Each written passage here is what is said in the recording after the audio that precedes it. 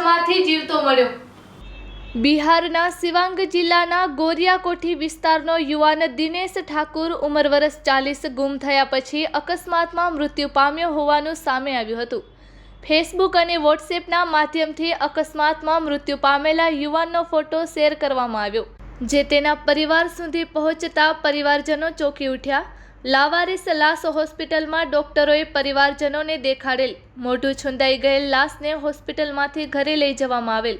પરિવારજનોને ફોટો બતાવવામાં આવ્યો અને પરિવારજનોની હાજરીમાં અંતિમ સંસ્કાર કરવામાં આવ્યા।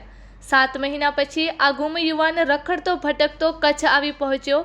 જળ સંગ્રહ અભિયાનના નાના ભાડિયાના દેવાંગભાઈ ગઢવીને વાડી વિસ્તારમાંથી પગે ચાલીને આવતો આ યુવાન દિનેશ ઠાકુર મળી આવતા તેમણે આ યુવાનને માનવજ્યોત સંસ્થા ભુજ સુધી પહોંચાડેલ।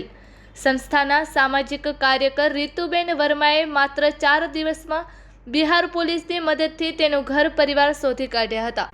વિડીયો કોલ કરી પરિવારજનોએ આ યુવાન અંગે ખાતરી મેળવી હતી અને પરિવારમાં આશ્ચર્ય સાથે ખુશીનું મોજું છવાયું હતું। તેના પરિવારજનો પૂજા દેવી, આરતી દેવી સમાચાર પ્રાપ્ત થતાં જ ભુજ આવી પહોંચ્યા હતા અને વીતેલી ઘટના અંગે માનવજ્યોતને જાણકારી આપી હતી। આખરે તે પરિવારજનો વચ્ચે પહોંચ્યો હતો। ગામમાં પણ આ ઘટના અંગે આશ્ચર્ય સર્જાયું હતું। માનવતાના આ કાર્યમાં પ્રબોધ મુનવર, સુરેશભાઈ મહેશ્વરી, પૃથ્વીરાજસિંહ જાડેજા, સહદેવસિંહ જાડેજા, આનંદરાય સોની, દીપેશ શાહ, નીતિન ઠક્કર, કનૈયાલાલ અબોટી, રફીક બાવા સહભાગી બન્યા હતા।